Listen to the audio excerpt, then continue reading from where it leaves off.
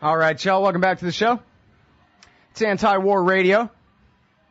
Our next guest is Gareth Porter. He's the author of this new article we're running at antiwar.com/Porter entitled U.S. Officials Peddle False Intel to Support Terror Plot Claims. It's a follow-up to his piece, FBI Account of Terror Plot Suggests Sting Operation. This is an article about how what you believe isn't true. Welcome back to the show. Gareth, how are you doing? I'm fine, thanks. Glad to be back, Scott. It seems like every time I interview you, it's about how what they say isn't correct, and you don't. Well, and I'm sure both you and your listeners will all be extremely shocked to hear that the Obama administration would peddle false intel to support its weak claim with regard to Iran. Well, I'm not sure why they would even need to bother. They invaded Uganda over the weekend without so much as a wink and a nod to a lie. They don't even care. Well, why don't they just nuke Tehran tomorrow and say they did it because they felt like it?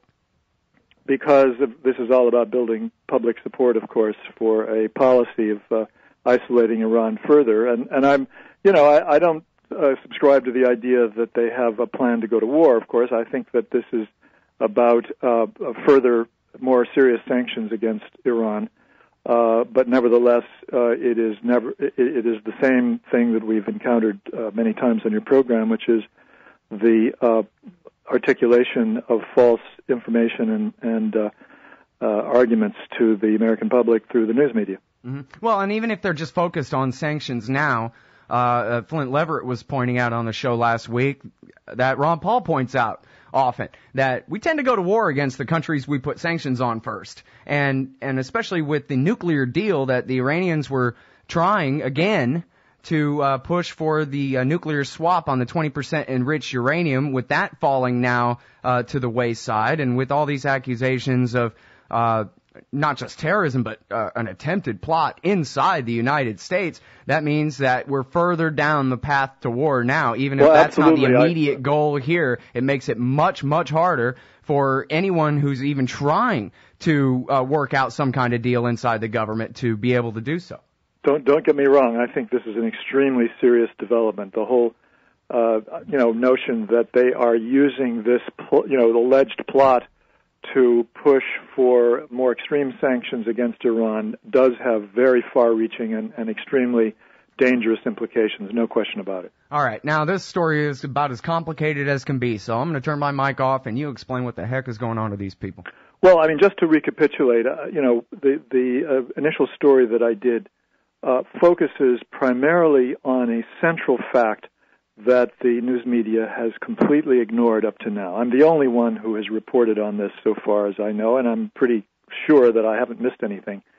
That is that in the FBI account of the conversations, the contacts between this Iranian-American named Manssor Arbabsiar, and the DEA, the narc who was posing as a Mexican drug cartel official, they have, I think I may have said 2 weeks, it's actually 3 weeks of meetings. We don't know how many meetings were held between them, which are not documented at all. There's not a single quote from these 3 weeks of meetings from late June to the middle of July. And it's during that period that, of course, Arbabsiar makes his pitch and makes it clear why he wants to meet with this guy that he thinks is a member of a drug cartel.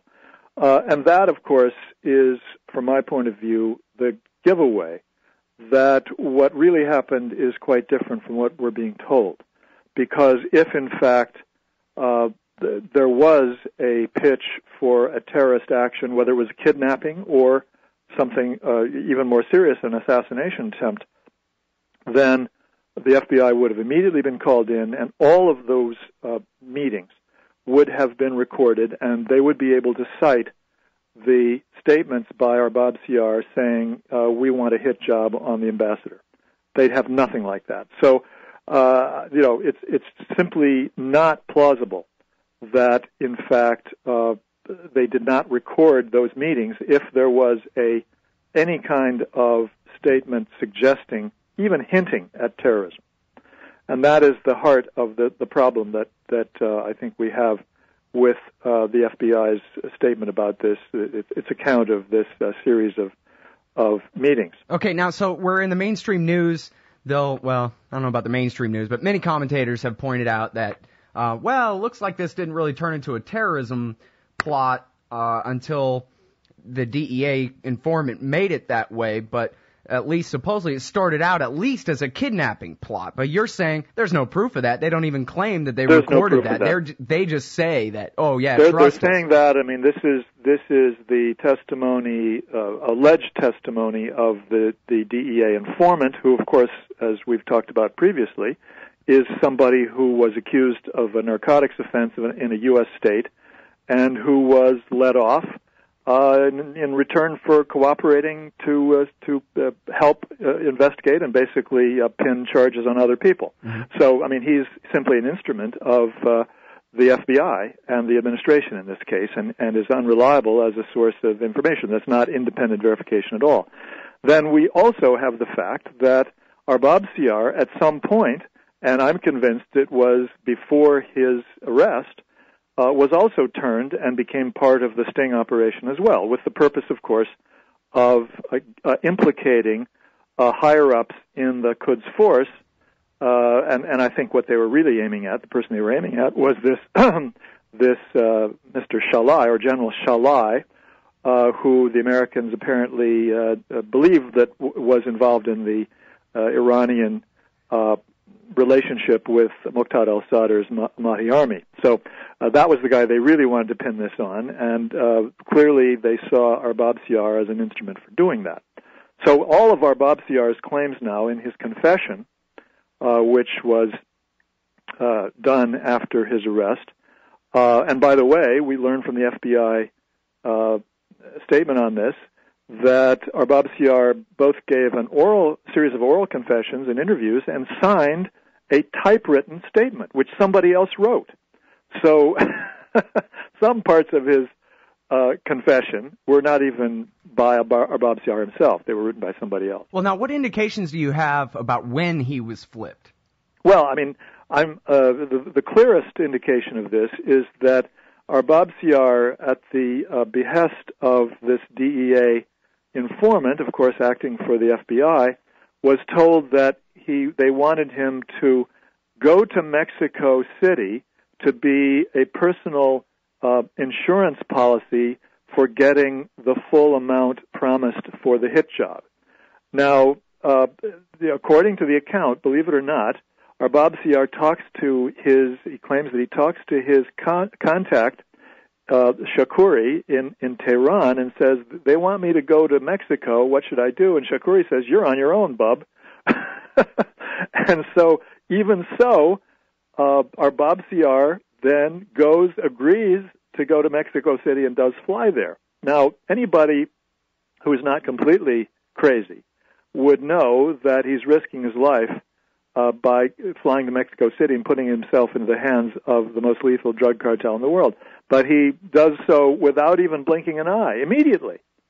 And so that's the giveaway that this was all he was then part of the sting operation, for sure. Now, I think it's very plausible that he became part of the sting operation much earlier, but we can talk about that more in detail. All right, well, yep, we got to hold it right there. Music's playing. We got to go out and take this break. I'm talking with Gareth Porter. The article is U.S. Officials Peddle False Intel to Support Terror Plot Claims. It's at the top of the page right now at antiwar.com. We'll be right back. All right, y'all, welcome back to this thing. It's Anti-War Radio. I'm Scott Horton. I'm talking with my buddy Gareth Porter. He's the best reporter around. Occasionally writes an opinion piece or something, but 99 times out of 100, the government claims something, and then he goes and does journalism explaining why it ain't true. The last one, FBI account of terror plot, suggests sting operation. And the newest, U.S. Officials Peddle False Intel to Support Terror Plot Claims, are no exception at all. And now, so we were talking about how it was that you decided that you think that the accused in this case, Gareth, was actually flipped earlier on in the script than they say. I think it's quite possible. I mean, this is less. I'm less certain about this, but it's quite possible that sometime between the beginning of these contacts between Arbabsiar and the DEA, the NARC, in late June, and July, the middle of July, he was brought into or guessed that he was dealing with the NARC. He was either informed or guessed it. And at that point, in fact, it may have been the United States that decided to let him know and to invite him to become part of the sting. The reason I suggest that is that there is such a dramatic shift from the absence of any quote suggesting an intention to carry out a terrorist action before July 14th or before July 17th, in fact. The absence of any quote, even the July 14th meeting where we have lots of quotes from the DEA informant talking about how he was going to start working on doing, as they like to put it, in a kind of effort to mimic the kind of language you'd imagine a hitman to use, that we're going to do the Saudi Arabia, as he says, but nothing from that they can quote from Arbabsiar along those lines up until the 17th of July, and then suddenly they're able to describe in detail this plan for exploding a bomb at a restaurant that would kill 100 to 150 Americans, probably including senators, and Arbabsiar's response is, fuck them. Can we say that on the air? On Chaos you can, on LRN no, but you just did, so all right. I just did. But that's exactly what they quote Arbabsiar as saying, as though he doesn't care at all about the consequences of this plot. This tells me, this suggests to me that something happened in between that is quite dramatic, and I think it's quite possible, quite plausible that what happened was that he was actually he became part of the sting in order to get at Shahlai. Right. All right, now... That's not the only reason. There are others, but we don't have time to go into them at this time. All right, well, yeah, let's skip ahead to Ray McGovern's piece last week, where he pointed out David Ignatius, the CIA ombudsman at the Washington Post, said that the FBI and the DEA didn't even believe their own lie until they went to David Petraeus at the Central Intelligence Agency, and he came back and said, oh, yeah, this is definitely true. Well, Petraeus may have had some role in this in terms of providing, some tidbits that would support them. I have no doubt. Well, he says he has evidence from the other side of the equation in Iran that this was true. Well, I'm sure that there's something that they claim that they've got, from intercepts. They always have intercepts that they can say supported this, but so far, nothing of that sort has surfaced, and of course, it would be quite surprising if they did do so, that it was not a misreading, a misinterpretation of something. That's 99% of the time that's the case. I don't see the CIA as being central to the lie that's been told so far. I think that it's an add-on to sell this to the American public.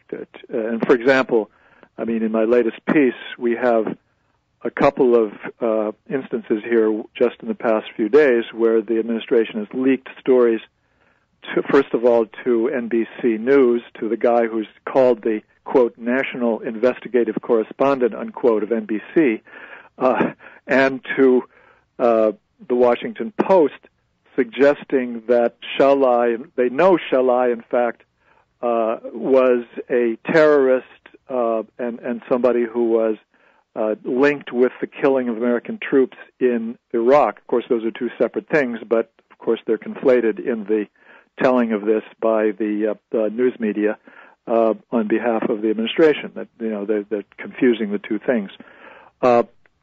Then the second story by Peter Finn of the Washington Post goes even further on the Shahlai angle, saying that it is known that he was in charge of the the attack at Karbala in January of 2007. He was the one who planned it. Now, that attack, people, I think, probably remember, if I'm remembering the same one correctly here, this is the one where Iraqis, I guess, dressed up in Iraqi army uniforms, drove into a base in a Suburban, got out and killed and kidnapped a bunch of people? They kidnapped 5 Americans. They took 5 Americans with them, took off. All 5, as far as we know, were killed eventually. And so this was definitely a major issue for the U.S. military. But the truth is, as you know, I'm sure I must have talked about this on your show back then, in 2008 or 2009. That 2008. That the 22-page memorandum that is cited by Peter Finn as the evidence, the smoking gun that Shahlai, this mid-level deputy commander of the Quds force, was the planner of this attack that killed 5 Americans. The 22-page memorandum that they're claiming is the smoking gun for this was discussed by none other than General David Petraeus at a press conference on April 26th, 2007, in which he said, we don't link this to Iran. He said there's no evidence that this operation was linked to Iran. There's nothing in the 22-page memorandum and nothing anywhere else that we found to link this to Iran. And he was answering explicitly an explicit question from a journalist: is there anything that links this to Iran? He said no, no, no, and then continued and then explicitly denied that there was any link to Iran. I'm still confused about this, though. They say that money originated in Iran and then came here, so the DEA couldn't have arranged that. Okay, yeah, let me talk about the money, because that is one of the other indications that there's something really quite wrong with the account by the FBI. In the July 14th meeting, it is alleged in the FBI statement that the DEA, that Arbabsiar is telling the DEA guy that the money has already arrived. The money is already there in Iran. It has been prepared to be wired or to be sent. He didn't say what was going to happen to it. He just said this is already for you to pay you. Now, this was before there was any explicit discussion about exactly what was going to happen, before they talked about an assassination plan involving a bombing. So we're expected to believe that this $100,000, which was what was being discussed, was already being set aside to be sent. He was already ready to send it before there was any even detailed discussion about what was going to happen, about an assassination plan. So this is, of course, not plausible. What was really going on here clearly is that $100,000 was for something else, and we have no idea what it was for. But something else was going on there, and the way in which this is presented by the FBI deceptively tries to present this as the payoff for the assassination plan. It just doesn't work. Right. All right. Well, it's a bunch of crap, just like we knew as soon as they said it on CNN. But now we can back up our arguments with real arguments. Thanks very much, Gareth. Sorry we're out of time. Thanks for having me, Scott. That's a great Gareth Porter, everybody. Antiwar.com/Porter. U.S. officials peddle false intel to support terror plot claims.